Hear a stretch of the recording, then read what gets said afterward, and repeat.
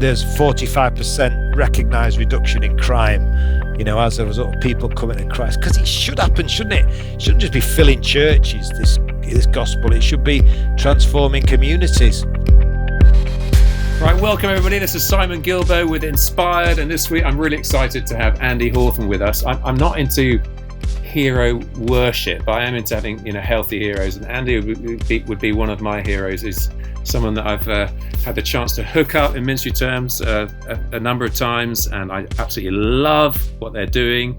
And it's not just me that loves what he's doing, because, for example, he's been awarded an OB from the Queen for his work, and for 2 years running he was voted Sunday Times CEO of the Year, which means that, well, that's just great, isn't it? That's secular recognition of a job well done. So welcome, Andy. So, guaranteed to be a disappointment after that introduction, Simon, but it's a joy to be on here with you. Hi, mate. It's great to have you. Well, listen, let's get straight into it. So give us a bit of your background and how you came to faith. Yeah, so there's a great Christian heritage in my family. My great-grandfather was the first Salvation Army missionary to India. Bunch of guys got 3 months on a boat and went out there and served the poor and the lost. And yet, by the time he got to 3 generations on, my mum and dad had pretty much lost it. And yet they were radically converted through a move of God in Hambleton Road. An old lady led half the women on the streets of the Lord through her young wives' Bible studies. And then my dad and most of the men came in too shortly afterwards. So from that point, and me being about 3 or 4 at this stage, can't really remember it too much, but I was always made to go to church, and yet didn't enjoy it too much, and actually rebelled as a teenager. I made a commitment as a young man, but rebelled as a teenager and got into all sorts of trouble. And then when I was 17, my mum and a bunch of these young wives were praying for me and for my brother Simon. And every year my mum would buy us a Christian book. And when I was 17 and Simon was 19, he was completely off the rails. He was on drugs, in trouble with the police, and he started going out with a girl called Leslie. And Leslie, Simon's girlfriend, went over to Blackpool to visit a cousin of hers, and she wandered into a second-hand bookshop, and just a regular secular bookshop. And on the side, this cousin of hers saw a book by an evangelist called Arthur Blessett. Mm-hmm. Probably heard of him, haven't you, yeah. Simon? So Arthur Blessett had written this book, and he'd been doing a mission in Blackpool. And this girl said to my brother's girlfriend, can I buy that for you? See what you think of this bloke. He's been in our school. And so she bought this book called Turned On to Jesus for Simon's girlfriend. And Leslie read it and was so impressed with it that she gave it to her boyfriend, my brother. Simon opened the book, and believe it or not, it said, "To Simon, with love from Mum, Christmas 1974." And this was a book that my mum had bought for Leslie 5 years previous. Wow. And it got into a boyfriend's hands. And we don't know actually to this day how it got off the bookshelf in South Manchester, 50 miles away into Blackpool. Incredible. Into his girlfriend's hands and back around to him. But you know what? Women were praying. Hound of Heaven was on the move. And when Simon opened this book, it was like, wow, that is To Simon with love from God. And so he read it. And as a result of reading that book, driving down the road in his van, he gave his life to Christ and was radically converted, gave up all the nonsense and phoned me up and said, "Andy, it's true. You need to come to church with me. I'm going to start going to church again. I've given my life to Jesus." And following Sunday, I went to church with Simon, to be honest, for the first time in 5 or 6 years. And I wasn't that impressed with it, but I felt like I wanted to go back the following week. And for about the next 6 months, I was partying and larging it up in Manchester, and Simon was devoted to Christ. And then after 6 months, he gave his testimony, told the story about the book my mum had bought him and how excited he was with Jesus. And that night, if there'd been an evangelist preaching at that church, I would have gone down the front because I just knew the Lord was speaking to me. But I went home, knelt by my bedside, and fully gave my life to Christ, age 17. And looking back, that's 44 years ago nearly. I really believe God not only just fully saved me, set me on fire, but gave me the gift of an evangelist, because next thing I wanted to do was tell all my mates about Jesus, and started leading people to Christ, and came up with all sorts of funny evangelistic campaigns. Mm-hmm. I remember me and Simon were involved in printing some beer mats that said on one side, come to your local, and on the other side, church. And we did all these funny ideas. And but I had this incredible passion. And in that season, we were going to a church, an Anglican church, quite a conservative church called St. Mary's Cheadle. But there was this move of God, and the youth group grew from about 12 to 200 in a very short space of time. People were getting saved every week, and all kinds of missionaries and ministry leaders and business people who have plowed money into God's work. God just did something. And so I was born into that, and I thought it was always going to be like that. But so the first couple of years, I was just riding this wave of blessing and excitement in God. And shortly after that, myself and Simon then, well, actually what happened was I tried to go into ministry, even looked at Anglican ministry, which would have been an absolute disaster, I think. But I looked at all sorts of options, but nobody seemed to want to have me. And so I went into business with my brother, and we set up a fashion accessory business, selling to the big chain stores in London. And I guess because I'm a salesman, it went well, and we made decent amount of money. And fast forward now to the mid 1980s, when I'm about 25 and Simon's about 28, Lady Diana wore a pair of our braces. We used to make fashion braces for ladies, and they became the big hit in the UK. And we had orders overnight for millions of pairs of these braces, and not enough people to make them. So we borrowed money off the bank, bought loads of brace machinery, and employed loads of local scallywags. Our factory was in inner city Manchester, not for really any better reason than that's where we got the best grants. And we manufactured all these braces with the local tearaways. The job centre discovered here's a business that was so desperate they'd employ anybody. And so we had all these lads joined us, mainly lads, few girls as well. Dozens of them we employed. And there was violence and vandalism, and then the break-in started, and the factory got covered in graffiti, and it was carnage. But myself and Simon, both committed Christians, we used to have prayer meetings with the lads and girls every day, and they looked like, what's going on here? But it was their messy lives actually that prompted us in 1987 to come up with an idea to organise Manchester's biggest ever youth mission. Said, let's just go for it. We've got some resources in this business. Down the road from our factory was the biggest rock venue in Manchester called the Apollo Theatre then. Let's book the Apollo for a week. Let's try and get churches to do loads of missions in the inner city to just the kind of kids we're employing. And it was all crazy, naive stuff, but wow, God blessed it. And me and my brother didn't even know what we were doing really. Actually organised Manchester's biggest ever youth mission up to that point. We had the Apollo Pack for 7 nights, and we had 300 build-up events, and it was just crazy. God seeing our heart, and in Manchester, in many ways, and I'm not taking the credit for this, it was the Lord, but was known as a real sort of backwater of Christianity. Not much going on. Mm-hmm. Church leaders were quite divided. If there was ever a tour, Christian tour, it was always Manchester had the smallest attendance, etc., etc., and tough northern city. But God started to move, and churches started to work together, and shortly after that we called it the Message 88, the Apollo Theatre. Shortly after that, me and a mate formed this band that we called the Worldwide Message Tribe, and I was still in the business, and we set up a thing called The Message to Schools. It was all called The Message, and I was just going in spare time out of the business into local inner city schools, and we started to do rap music. And this is at the end of the 80s.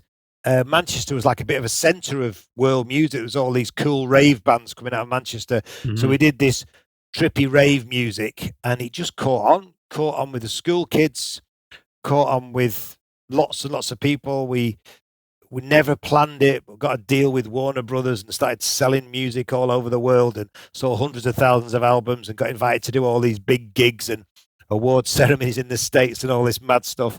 And we just wanted to be schools workers in Manchester. And we'd said, I remember me and Mark just had said when we formed the band, which is just me and him basically, doing some rap music to the platform for the gospel, we said, if we ever make anything out of this band, it's going to be ploughed back into kingdom work, and we're never gonna, if we ever got any sort of a record deal. We're never going to keep the money. We're just going to give it all away. And I just think, I don't know. And we're not going to take big gigs. We're going to just focus on, as the focus, the priority. We're going to focus on schools. First thing is book 35 schools weeks a year in Manchester. And then if we can get any more. So initially I was doing that. I was just getting away from the business part-time, and then I just loved it so much that Simon carried on with the business and funded what Message to Schools as a charity. Me and Mark Pennells, who's is called a mate of mine. And again, there's a verse that I love, Simon, that you probably know, that says, "The eyes of the Lord range the earth, looking for a heart fully committed to me." Fully committed, that's right. Yeah, that man or that woman, of course, I'll strongly support. And definitely with the Worldwide Message Tribe, God just strongly supported us. I really couldn't sing, dance, or rap. I just did this funny kind of rapping like a demonized member of Sesame Street. Genuinely, I would go into schools and go, "Jump into the house of God." And everyone would go, "That's amazing." I'm like, "No, it's not. It's awful." And genuinely, we signed all these mad record deals and sold hundreds of thousands of albums. And it was the Lord. It just seeing a heart and wanting to give us a platform. And of course, the Lord knows the end from the beginning, knows what was going to happen beyond that.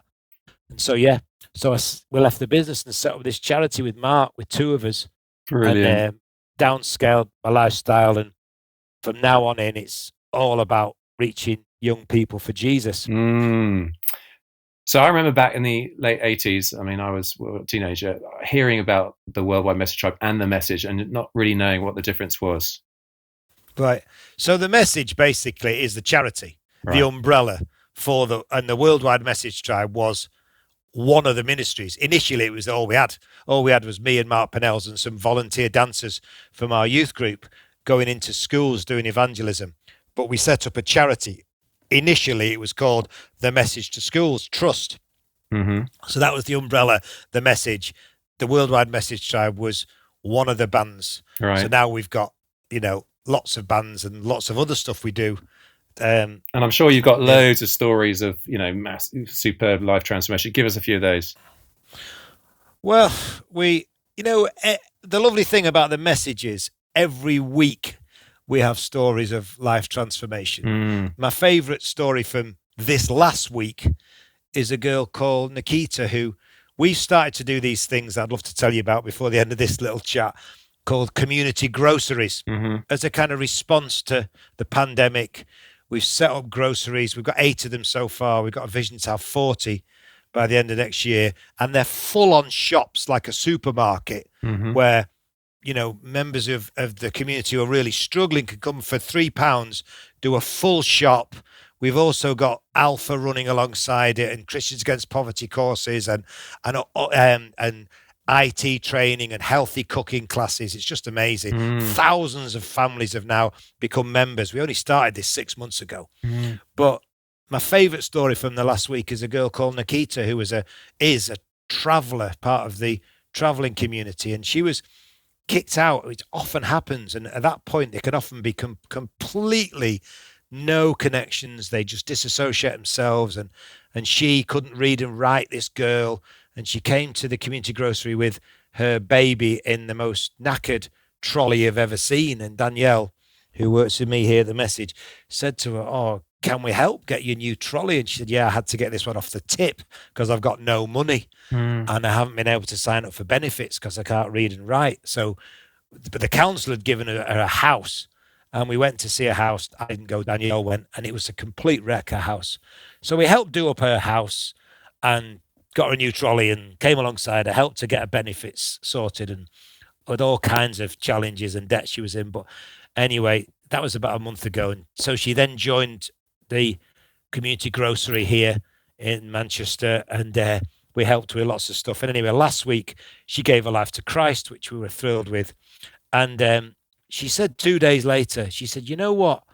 A month ago, I was really thinking, I just need to start taking drugs. I just need something to fill this awful void, this horrible hole. I just need to take drugs." And But now I've got this joy inside, and that hole's been filled, and I don't need to do that because I've got Jesus.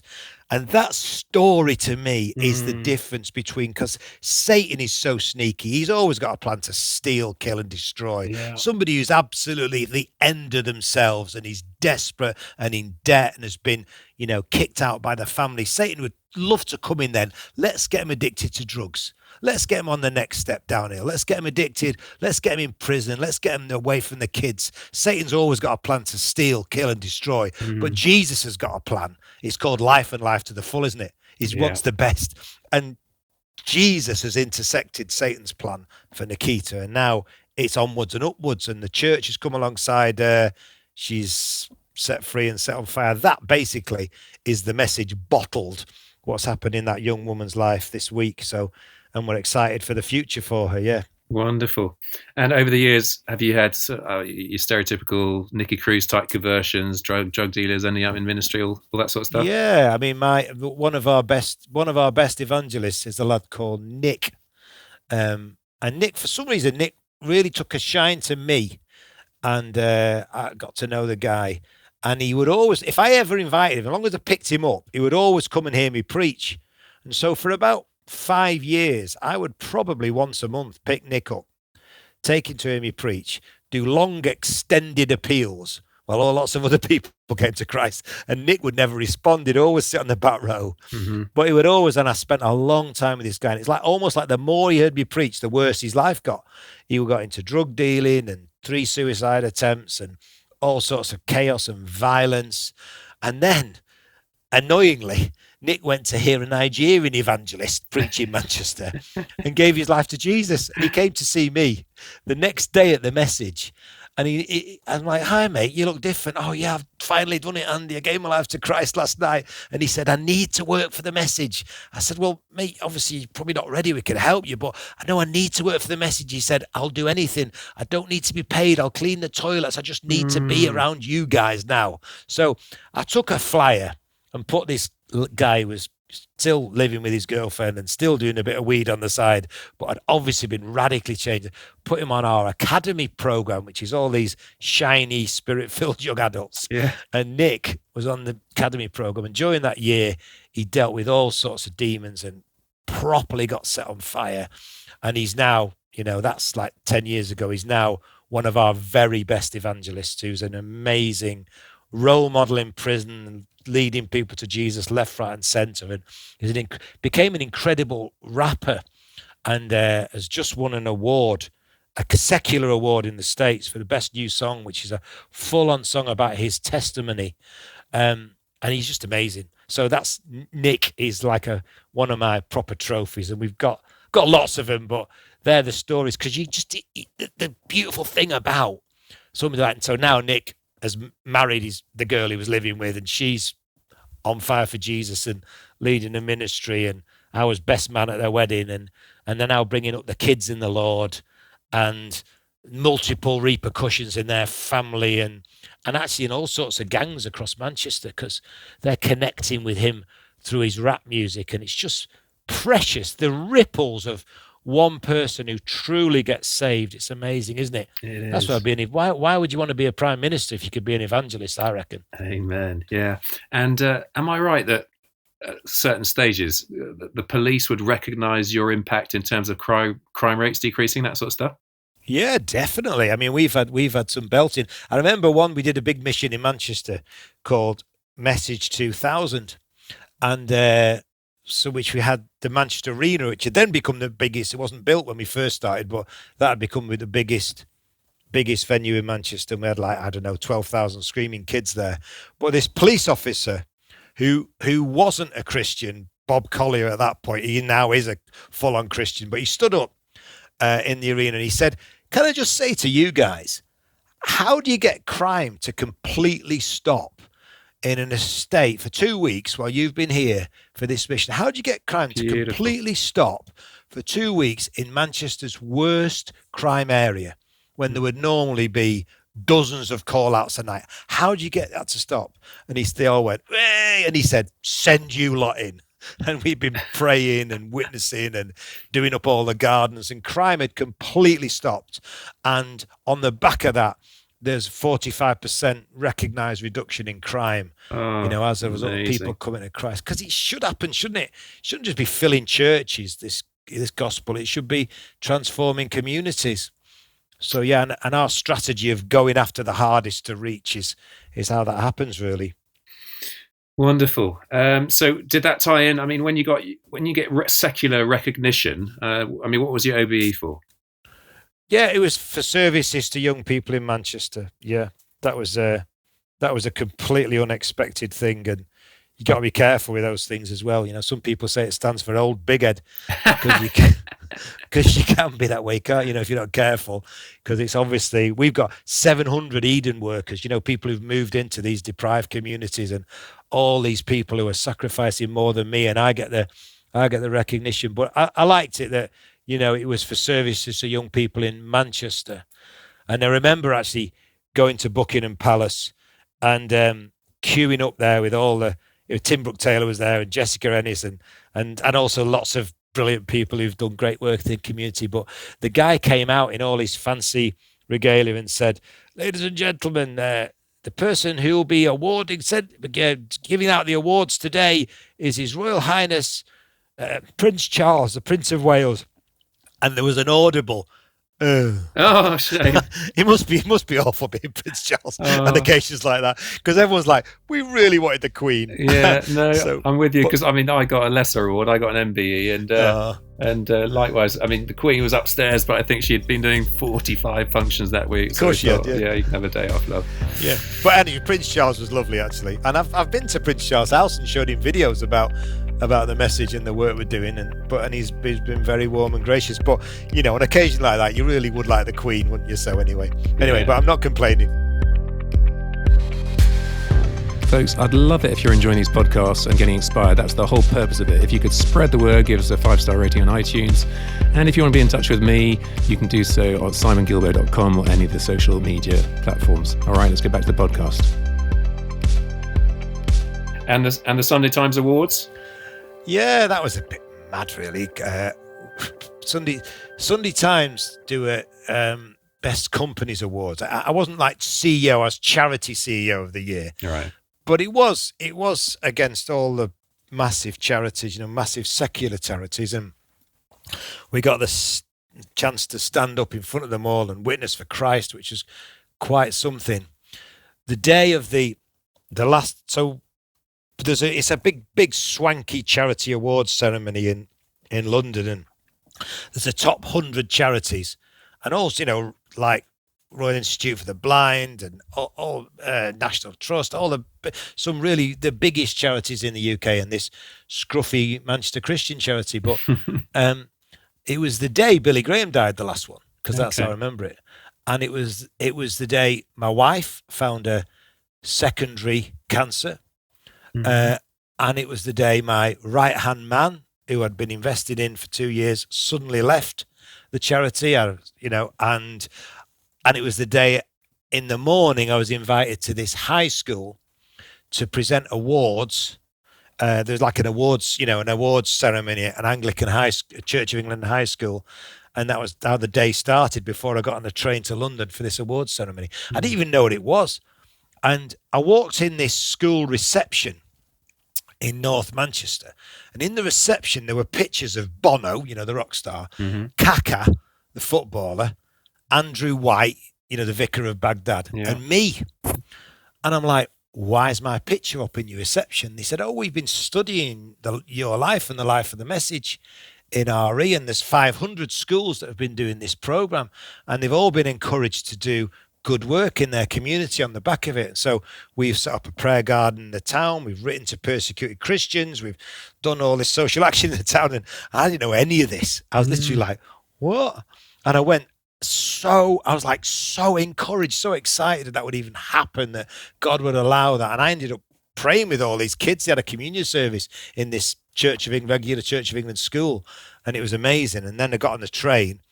My wife found a secondary cancer, which has been, ongoing for the last 3 years, and God's helping us through that. And then in the evening, Well, my right-hand man handed in his notice in tears. It was just like, what?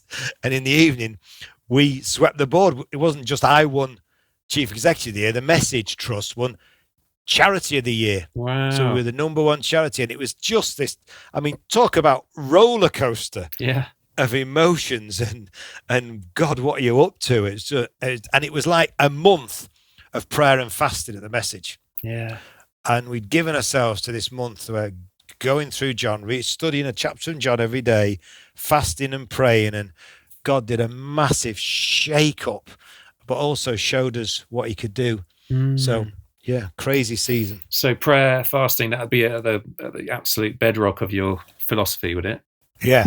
My kind of little strapline that I always say to people is I don't even have a job description, probably should have, but I started it. But if I did have, I say it would have 2 lines on it.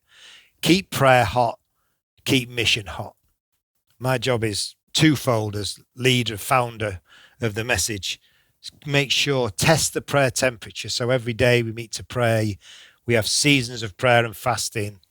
We have whole days given over. I mean, you've come to one of our days, haven't you? I think Simon spoken. A few times actually. Where we just give the whole day, and I crack the whip. Everybody's got to come in. Started with, I think we started in a couple of years in when we had about 4 or 5 of us meeting in this little side room at this church. Now it'll be 3, pre-COVID times.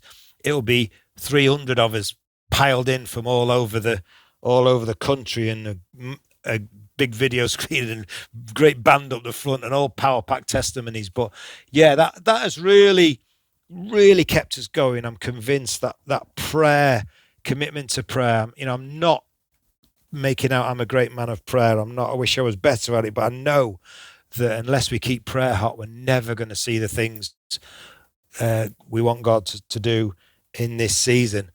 So prayer is absolutely foundational, and I test the prayer temperature and constantly have people on team. Their job is to mobilize prayer within the Message, and we're constantly trying to raise prayer warriors for the Message. So yeah, and I love it. The church is so on the back foot in this country. I remember seeing you. I think you're addressing the Scottish Parliament, just standing up there, and whether it's there just preaching the gospel or through your work, you're not toning down the message to access secular funding, are you? Yeah, no. And I have literally said to my trustees, will you please, if I ever take any money off anybody where we can't proclaim Christ, please sack me and get someone else in, because it's always the temptation as your charity grows, and we are now multi-million-pound charity, always the temptation to go after those government pots, try and do good works. But if you carefully remove the gospel, we just lose our authority, and there's only Jesus can change the human heart. And only that's why it is a real investment in true gospel ministry, like what you're doing, Simon, and what you've done in Burundi. It's the only stuff that really is going to change nations. Is one human heart at a time changed, and Jesus can change the hardest heart. We know that, don't we? It's so encouraging. I mean, I kicked off this podcast series with my mate Ed Walker, who you also know, Hope into Action, and it's lovely when people are refuse to compromise their sort of DNA, their spiritual DNA, and they're out with it, and sort of despite that, secular authorities, he was getting the Guardian Charity Homelessness Project of the Year, you guys getting recognized. I mean, we're not into those sort of awards, are we? Because we got the audience, the one we're trying to please. But it's lovely when, a sort of a crowd that you'd expect to be against you are actually recognizing that you cannot deny the results. That policeman standing up saying, how on earth do you stop crying for 2 weeks? Nothing else can happen. Yeah, and then the guy becomes a Christian. That's the lovely thing. Yeah, because he sees the power of it. Hardened copper who's worked in these very deprived estate. You can't deny. Yeah, there's only some things only God can do. So yeah, definitely. So you mentioned earlier those 700. Well, currently 700 Eden workers. Tell us about the whole Eden concept. Well, so we're going back quite a few years now, but with the Worldwide Message Tribe, we tried very hard to do missions, week-long schools missions in the hardest communities. And so in 1997, the most deprived neighbourhood in Britain out of 40,000 wards was called Bench Hill in Wythenshawe. Mhm. And it was like the Wild West, like drug dealers and prostitutes hanging on the corners and drive-by shootings and stuff. It was like literally the worst place to live. And there were 2 high schools, and we did a week in each, and booked the big venue, the Forum Centre in Wythenshawe, and we did a gig, and 700 kids came along, and I preached, and 100 gave their life to Christ. And what was really, we used to have like a response room, and it was really, really powerful in the response room. Real sense of the roughest, toughest kids in Manchester, in the roughest, toughest ward in Britain, were giving their life to Jesus and really meaning it. And what would happen at the end of the Worldwide Message Tribe gigs? We'd do all this crazy rap music, and then we'd have a ballad at the end called The Cross, and we'd have all images of the cross on the screen, and it would either at that point kick off, and the change in atmosphere, there'd be a mass fight, or everybody would move in on the girl they'd been waiting to play tonsil tennis with, or and like, this is the ballad at the end of the night, and I'm like, stop it, I'm trying to preach the cross here. Or there would be this amazing sense of God's presence, which often happened, and that happened in the worst ward in Britain. And those 100 kids not only made a commitment that night, but they all turned up for church on Sunday. And we were working with a church of about 25 people, and all these crazy kids came in who'd had some kind of encounter with Christ 2 days before. And our kind of foundational scripture I told you about, booking the Apollo Theatre, slightly arrogantly and naively in 1987, and when I got home and we'd had the idea, I said, "Oh Lord, if it really is you, would you speak to me through the Bible?" And that night my set reading was Isaiah 43. See, I'm doing a new thing. Now it springs forth. There'll be rivers in the desert. Do you not perceive it? There'll be rivers in the desert, streams in the wasteland. The wild animals will honor me. Those I've formed to declare my praise. And I haven't left those verses, I don't think, in over 30 years. And that was like perfect picture of what happened that night in Bench Hill. Like these kids who, it would be a fair description, many of them wild animals, they'd started to honor the Lord, and there was a river flowing in a very dry place.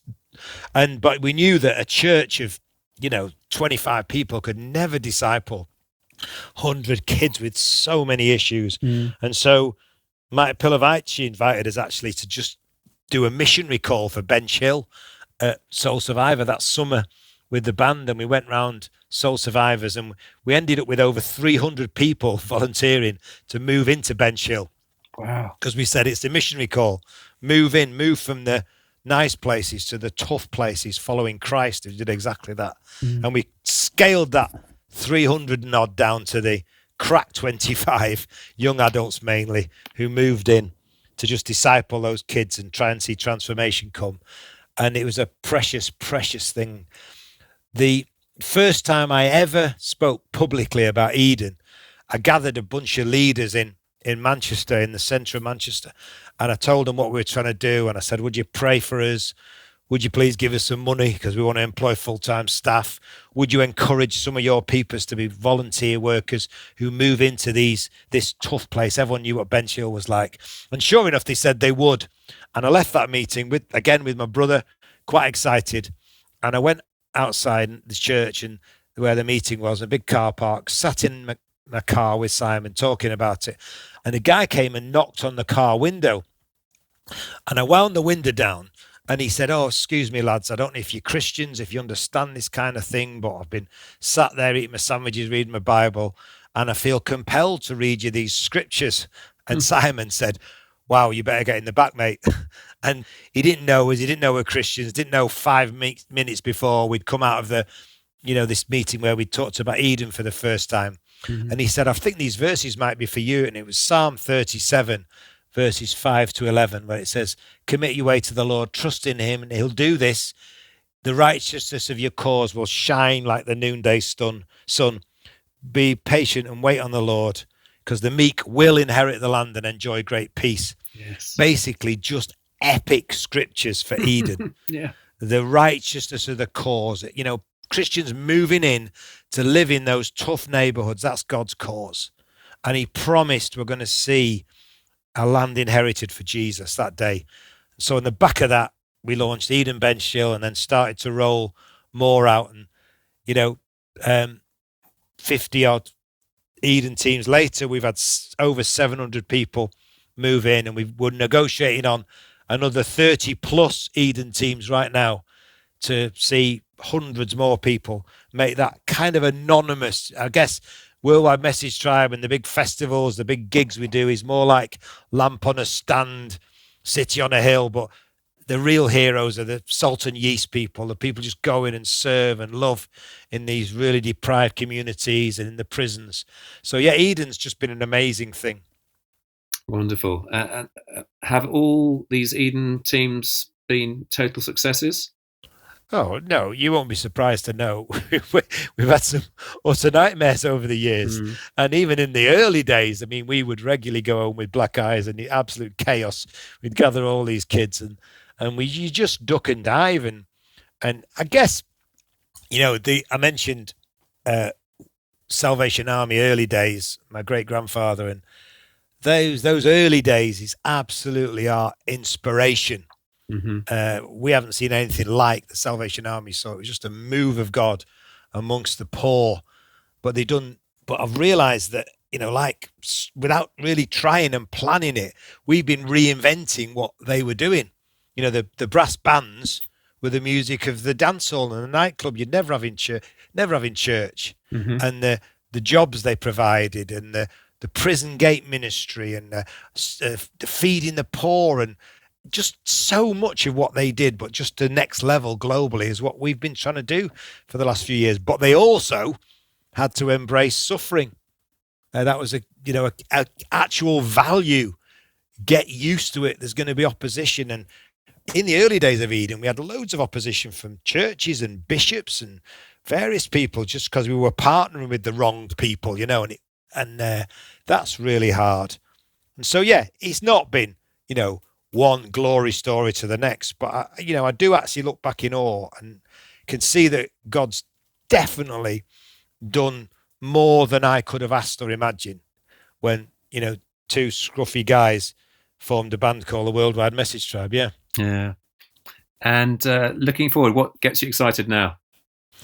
Well, there's a bunch of things. I feel like I was talking to one of our trustees this morning, and during COVID, I genuinely feel like God's done 20 years work in 12 months. Really? I feel like that's happening in the church. There's a bit of a reformation going, if we can embrace this. And God's looking for faith. Some people are in despair and defeat and discouragement and shutting the churches up. But those of us who are lifting our eyes and looking at the harvest, God is doing something amazing. Nicky Gumbel said to me a couple of weeks ago, this is literally the greatest evangelistic opportunity of our lifetime.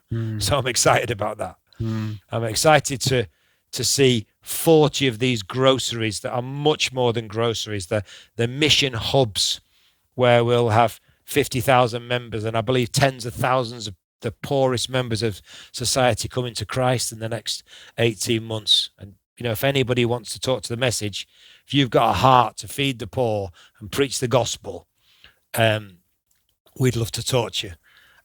So I'm excited about that. I'm also excited about organising something called Festival Manchester in the summer of 22. I mean, some people may think we're bonkers thinking about gathering 100,000 people in a massive park in 2022, but we really believe it's the Lord. And we're planning the biggest outreach Manchester's ever seen, which isn't just a weekend, where we'll have huge gathering of people and preach the gospel. It's months of build up, trying to visit every school and put lots of 3,000 strong choirs together in the primary schools, visit hundreds of secondary schools, massive outpouring of social action, try and get every kid who's waiting for foster and adoption have the opportunity to be adopted into a Christian family, and so many things. We're really going for it like we've never gone before. I'm also extremely excited about something we're calling Advance, which 5 years ago, again, here's a classic, more than you could ask or imagine. 5 years ago, I gathered 12 young guys. I went away on a retreat, which is often when my best ideas come, I think.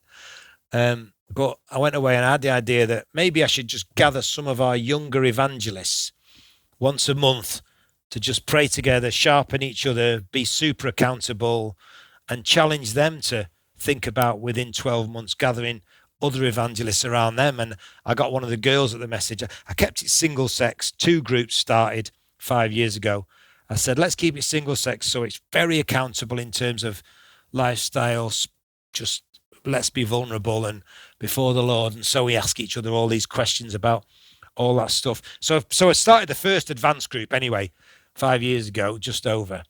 And it's gone nuts. I mean, it couldn't make it up. There's over 60 nations now running advanced groups, well over 1,000 groups, multiple thousand evangelists.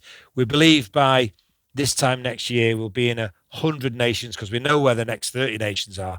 We're translating these materials which are equipping and multiplying evangelists as fast as we possibly can into, and anywhere we can find anybody who we believe will faithfully multiply these groups and share these materials. We'll fund them, we'll fund the translations, and it just feels like God really likes that. So his hand's massively on that.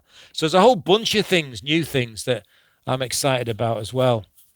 And are you going to slow down at some stage? You know, if you ask me what my big prayer request was, I ask people, I've done last week, I say that I can just get it right for the next 20 years, you know, I'll be 61 soon, or however long God gives me. What's the best I can bring to the message? Can't imagine slowing down. I can imagine perhaps flying at altitude a bit more and releasing some of these young guys who are doing so amazing in helping lead the message. But perhaps, you know, slow down time might be at the Lord's banquet. What do you reckon, Simon? Yeah. I'm hoping to be all in until that time. Yeah, That's there's it. no such thing as coasting in self-indulgence from retirement to the grave. I mean, what a dull sort of reason to live. Well, thanks for modelling it. Listen, last few minutes, is there anything that we haven't covered that you'd really want to cover? And I'd like to ask you along the lines of, you know, what are your key sort of life mantras that you live by? I think I've talked about all the stuff. It would just be great to let people know, you know, what the website, if you go to message.org.uk, or you can email andy.hawthorne at message.org.uk. If you wanted to partner with the message in any way, I really say, and I really mean it, that our first thought is partnership.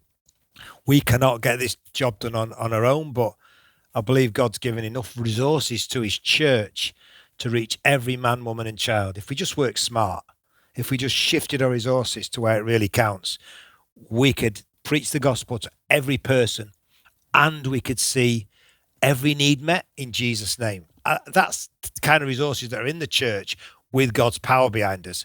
So I want partnership to be the first thought. So if any church wants to partner, any individual, just let us know and we'd be blessed to have a go at that together.